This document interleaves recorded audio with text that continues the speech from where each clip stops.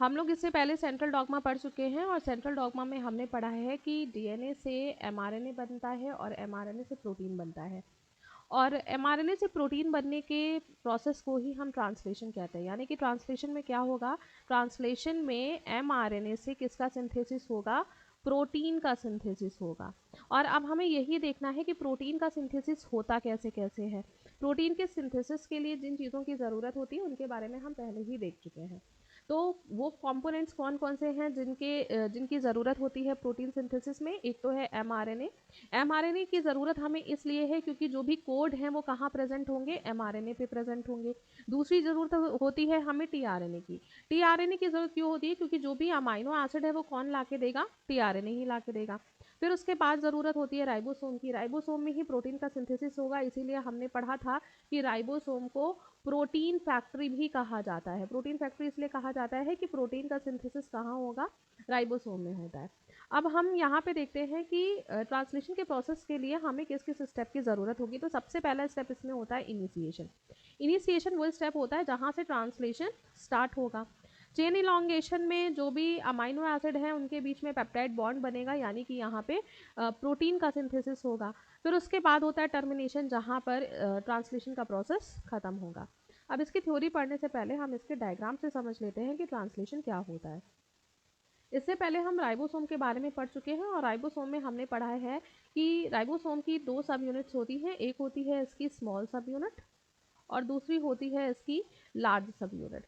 अब जो स्मॉल सब यूनिट होती है, स्मॉल सब यूनिट के पास एक एमआरएनए बाइंडिंग साइट होती है। ये जो एमआरएनए है ये किससे जाकर बाइंड होता है, स्मॉल सब यूनिट से जाके बाइंड होता है। क्यों बाइंड होता है, क्योंकि इसके पास एमआरएनए बाइंडिंग साइट है, इसलिए ये एमआरएनए स्मॉल सब यूनिट से बाइंड होगा। लार्ज सब यूनिट के पास हमने पढ़ा है कि 3 साइट होती है। अगर मैं इसको यहाँ पे बनाऊँ तो ये लार्ज सब यूनिट है और ये नीचे स्मॉल सब यूनिट है। लार्ज सब यूनिट के पास 3 साइट होंगी जिसे हम क्या नाम देते हैं, ई पी ए। इसे मैंने बोला था आप एपा से लर्न कर सकते हैं। तो ए वाली जो साइट होगी वहाँ पर टीआरएनए, वहाँ से टीआरएनए आएगा। पी वाली जो साइट होती है वहाँ पे पेप्टाइड बॉन्ड बनते हैं अमाइनो एसिड के बीच में। ए वाली जो साइट होती है वहाँ से टीआरएनए एग्जिट करेगा, यानी कि ई वाली जो साइट है वहाँ से क्या होगा, टीआरएनए एंटर करेगा और पी वाली साइड पे पेप्टाइड बॉन्ड बनेंगे, और ये जो ई वाली साइट है यहाँ से टीआरएनए क्या हो करेगा, एग्जिट करेगा। तो ये 3 साइट होती हैं प्रोटीन सिंथेसिस की। अब दूसरी चीज़ यहाँ पे हम लोगों ने पढ़ा हुआ है कि प्रोटीन का सिंथेसिस कहाँ से स्टार्ट होगा, जहाँ पर स्टार्ट कोडॉन प्रेजेंट होंगे। यानी कि ये एमआरएनए है, इस एमआरएनए में प्रोटीन का सिंथेसिस कहाँ से शुरू होगा, जहाँ पे स्टार्ट कोडॉन प्रेजेंट होगा। स्टार्ट कोडॉन क्या होता है, एयूजी। एयूजी कौन से अमाइनो एसिड को कोड करता है, मैथ्योनीन को कोड करता है, ये हम पहले ही पढ़ चुके हैं, ठीक है। और जहाँ पर एयूजी होगा वहीं से सबसे पहले प्रोटीन का सिंथेसिस होगा, यानी कि सबसे पहला जो अमाइनो एसिड जुड़ेगा वो कौन सा जुड़ेगा, मैथ्योनीन जुड़ेगा। अब ये मैथ्योनीन को लेकर कौन आएगा, मैथ्योनीन अमाइनो एसिड को लेकर आता है टीआरएनए। हमने पहले ही पढ़ा है कि टीआरएनए जो है वो अमाइनो एसिड को लेकर आता है। तो ये टीआरएनए है सपोज, और इस टीआरएनए के पास एक होती है एंटीकोडॉन साइट जो हम लोगों ने पहले पढ़ी हुई है। तो ये जो एंटीकोडॉन होते हैं इसके पास एंटीकोडॉन लूप पे इसके पास क्या प्रेजेंट होंगे, एंटीकोडॉन प्रेजेंट होंगे। एंटीकोडॉन किसके होंगे, एमआरएनए के ऊपर जो कोडॉन या फिर कोड प्रेजेंट होते हैं उसके एंटीकोडॉन होंगे। जैसे एमआरएनए पे अगर यहाँ पे एयूजी प्रेजेंट है तो टीआरएनए में उस टीआरएनए के एंटीकोडॉन में क्या प्रेजेंट होगा, इसके साथ जो बेस पेयर बनाएगा। जैसे एडनिन के साथ कौन जुड़ता है, यूरेसिल, और यूरेसिल के साथ एडनिन और ग्वानिन के साथ साइटोसिन। तो ये क्या हो गए, यूएसी, ये किसके एंटीकोडॉन है, एयूजी के हैं। अब एयूजी कौन से अमाइनो एसिड को कोड करता है, मैथ्योनीन। तो इस टीआरएनए के पास कौन सा अमाइनो एसिड होगा, मैथ्योनीन अमाइनो एसिड होगा। तो ये जो टीआरएनए है ये टीआरएनए के पास एयूजी का एंटीकोडॉन प्रेजेंट है और उसी का अमाइनो एसिड प्रेजेंट है। तो सबसे पहले एयूजी से स्टार्टिंग होती है, तो जाहिर सी बात है सबसे पहले यही टीआरएनए लगेगा जाके, क्योंकि इसके पास ही एयूजी का एंटीकोडॉन है। तो ऐसा टीआरएनए जो सबसे पहले लगता है जाके उसको हम लोग बोलते हैं इनिशिएटर टीआरएनए। ये कौन सा होता है, इनिशिएटर टीआरएनए। इनिशिएटर टीआरएनए जो होता है ये इनिशिएट करवाता है, शुरुआत करवाता है किसकी, प्रोटीन सिंथेसिस की। अब यहाँ से हम लोग देखते हैं कि ये 3 साइट होती है किस तरीके से काम करता है। सबसे पहली बात, जो ये इनिशिएटर टीआरएनए होता है इसकी एक खासियत होती है कि इनिशिएटर टीआरएनए बाइंड होता है डायरेक्टली पी से। जनरली जितने टीआरएनए होंगे, जितने भी चार्ज टीआरएनए होते हैं चार्ज टीआरएनए, सभी चार्ज टीआरएनए बाइंड होंगे जाके किससे, साइट ए से। लेकिन इनिशिएटर टीआरएनए एक ऐसा टीआरएनए होता है जो सीधे जाकर बाइंड होता है साइट पी से। यानी कि अब देखिए यहाँ पे जैसे ये एमआरएनए है, ब्लू वाला स्ट्रक्चर, अब इस एमआरएनए में पी साइट के पास क्या प्रेजेंट है, एयूजी, एयूजी, ठीक है। अब ये एयूजी कोडॉन है, तो यहाँ पे एयूजी कोडॉन के पास कौन आएगा, यहीं से ट्रांसलेशन स्टार्ट होना है, तो सबसे पहला अमाइनो एसिड तो एयूजी का ही जुड़ेगा। अब एयूजी का अमाइनो एसिड लेके कौन आ रहा है, ये इनिशिएटर टीआरएनए लेके आ रहा है, तो ये इनिशिएटर टीआरएनए ए साइड पे ना जाके किसके पास जाएगा, सीधे पी साइड पे चला जाता है। यानी कि यहाँ पे इनिशिएटर टीआरएनए ये ऐसे आया और ये बाइंड हुआ, तो एडनिन के साथ यूरेसिल, यूरेसिल के साथ एडनिन और ग्वानिन के साथ साइटोसिन, यूएसी, और इसके पास कौन सा अमाइनो एसिड है, मैथ्योनिन। अब ये आके बाइंड हो गया यहाँ पे, तो पी साइट में आके सबसे पहले जुड़ गया। इतना होने के बाद कोई अगला कोडॉन होगा जो कि कहाँ प्रेजेंट होगा, ये ए साइड पे प्रेजेंट होगा। तो अब ये ए साइड पे सपोज मान लीजिए यहाँ पे जो कोडॉन है वो है ए ए ए, ये अगला कोडॉन है, ठीक है। तो ए यहाँ पे ये एमआरएनए पे प्रेजेंट है ना, तो इससे आके कौन सा टीआरएनए जुड़ेगा जिसके पास इस वाले कोडॉन का एंटी होगा, तो ए का एंटी कोडॉन क्या होगा, यू यू यू, ठीक है। तो ये वाला जो एंटी कोडॉन वाला टीआरएनए होगा वो टीआरएनए के पास कोई ना कोई अमाइनो एसिड भी होगा, ठीक। तो ये आके यहाँ से बाइंड हो जाएगा। अब देखिए कैसे, मान लीजिए ये वाला जो टीआरएनए है जिसके पास ए का anti codon you you you है, तो ये आएगा सबसे पहले कौन सी साइड पे, सबसे पहले आता है ए साइड पे। तो यहाँ पे आया कौन, टीआरएनए। अब ये टीआरएनए आया, टीआरएनए के पास यू यू यू ये 3 एंटी कोडॉन्स प्रेजेंट है और साथ में इसके पास यहाँ पे कोई एक अमाइनो एसिड भी प्रेजेंट है, सपोज हमने मान लिया एक्स, तो यहाँ पे कोई भी अमाइनो एसिड प्रेजेंट है। अब क्या होगा, इतना प्रोसेस होने के बाद, अब देखिए 2 टीआरएनए जुड़ गए, यहाँ पे इतना प्रोसेस होने के बाद ये जो राइबोसोम की पूरी यूनिट होती है ना, ये आगे की तरफ जाएगी, ठीक है।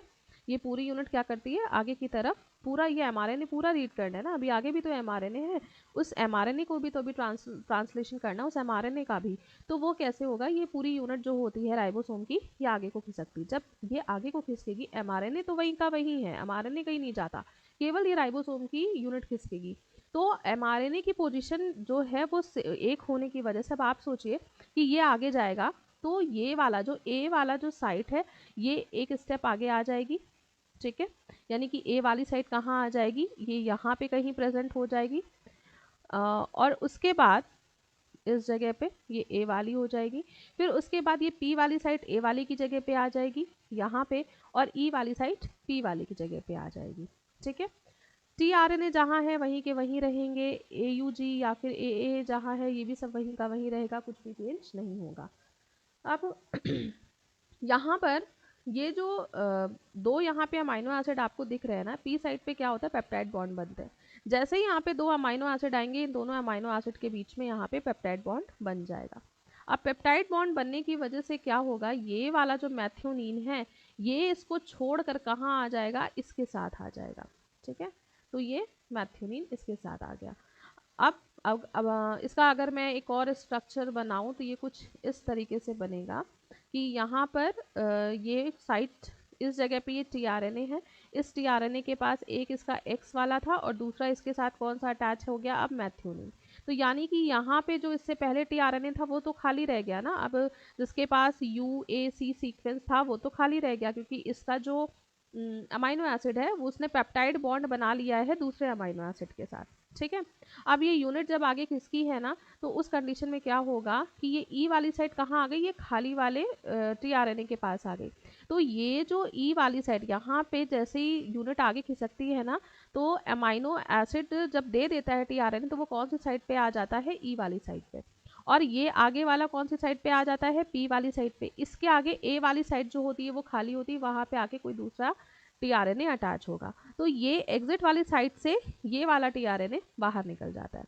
फिर उसी तरीके से जब कोई दूसरा चार्ज टीआरएनए आएगा तो उसमें क्या होगा, मैं फिर से अगर इसका स्ट्रक्चर बनाऊं तो ये है, यहाँ पे क्या हुआ, यहाँ पे एक ये टीआरएनए है, इस टीआरएनए में एक्स वाला है और मैथ्योनीन है, इन दोनों ने आपस में क्या बनाया, पेप्टाइड बॉन्ड।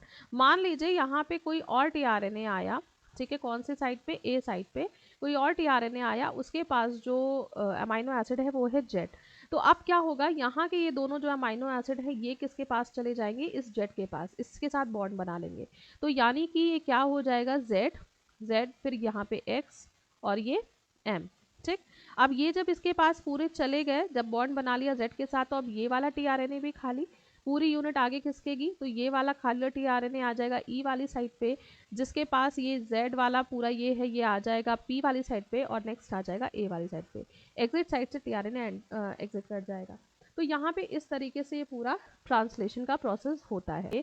लास्ट में एमआरएनए जो होता है, एमआरएनए में दो रीज़न होंगे ना, एक होगा स्टार्ट करने के लिए, एक होगा स्टॉप करने के लिए। और स्टॉप के लिए कोई भी टीआरएनए नहीं होता, हमने पहले ही पढ़ा हुआ है कि स्टॉप कोडॉन के लिए कोई भी टीआरएनए नहीं होता है। तो जब स्टॉप कोडॉन आएगा तो कोई भी टीआरएनए नहीं आएगा, जब टीआरएनए नहीं आएगा तो ट्रांसलेशन अपने आप ही खत्म हो जाएगा। अब इसकी एक बार थ्योरी को पढ़ लेते हैं। थ्योरी में सबसे पहले है initiation. First amino acid monomer of polypeptide chain is generally methionine whose mRNA codon is AUG. सबसे पहला अमाइनो एसिड जो होता है वो कौन सा होता है, मैथ्योनीन होता है, जिसका एमआरएनए के ऊपर कोड क्या होता है, एयूजी। यानी कि टीआरएनए पे इसका कोड क्या होगा, इसका एंटीकोडॉन। एंटीकोडॉन क्या होगा, यूएसी। ये वाला कोड किस पे है, ये होगा टीआरएनए पे। तो पहला कौन सा अमाइनो एसिड जुड़ता है, मैथ्योनीन। मैथ्योनीन जो ये मैथ्योनीन है उसका एमआरएनए पे कोड है एयूजी और टीआरएनए पे कोड है UAC. The tRNA met, tRNA met का मतलब है एक ऐसा टीआरएनए जिसके पास मैथ्योनीन वाला अमाइनो एसिड है। ठीक है, जब ये चार्ज हो जाते हैं तो इनका नाम हम इस तरीके से लिख देते हैं। टीआरएनए कंटेनिंग मैथ्योनीन, ऐसा टीआरएनए जिसके पास मैथ्योनीन अमाइनो एसिड है, binds to the P site. Directly जाके किससे बाइंड होता है, पी साइट से बाइंड होता है। जनरली सभी चार्ज टीआरएनए किससे बाइंड होंगे, ए साइट से बाइंड होते हैं, लेकिन ये मैथ्योनीन वाला किससे बाइंड होता है, सीधे पी साइट से बाइंड हो जाता है। नाउ द एंटीकोडॉन यूएसी, जो ये एंटीकोडॉन है UAC, tRNA met connects to the AUG, AUG के साथ कनेक्ट हो जाता है। अभी हमने देखा कि एमआरएनए का एयूजी उसके साथ यूएसी जाके टीआरएनए वाला आपस में जाके बॉन्ड बना लेता है, पेयरिंग कर लेते हैं। With this synthesis of polypeptide begins, और यहाँ से प्रोटीन का सिंथेसिस शुरू हो जाता है। दस AUG triplet codon of mRNA serves the start codon. इसीलिए जो एयूजी है वो क्या करता है, वो स्टार्ट कोडॉन बनाता है, स्टार्ट कोडॉन की तरह काम करता है और सबसे पहले मैथ्योनीन को जोड़ता है। उसके बाद नेक्स्ट प्रोसेस आता है चेन इलॉन्गेशन। यहाँ पर से चेन बनना शुरू हो गई है। तो आफ्टर एयूजी, जैसे ही एयूजी स्टार्ट कोडॉन वहाँ पर जाता है पी साइट में, उसका जो नेक्स्ट कोडॉन, जो भी नेक्स्ट कोडॉन होगा वो आ जाता है कहाँ पे, साइट ए पे आ जाता है। अब जो चार्ज टीआरएनए है वो साइट ए के अकॉर्डिंग आ जाएगा, वहाँ पे चार्ज टीआरएनए साइट ए में एंटर करेगा और फिर उसके बाद उनके बीच में क्या बनेंगे, पेप्टाइड बॉन्ड का फॉर्मेशन होगा। अब यहाँ पे एस्टर बॉन्ड टूट जाते हैं किस किस के बीच के, मैथ्योनीन और टीआरएनए के बीच में। यानी कि अगर किसी भी टीआरएनए और अमाइनो एसिड है, उन दोनों के बीच में कौन सा बॉन्ड होता है, उनके बीच में होता है एस्टर बॉन्ड।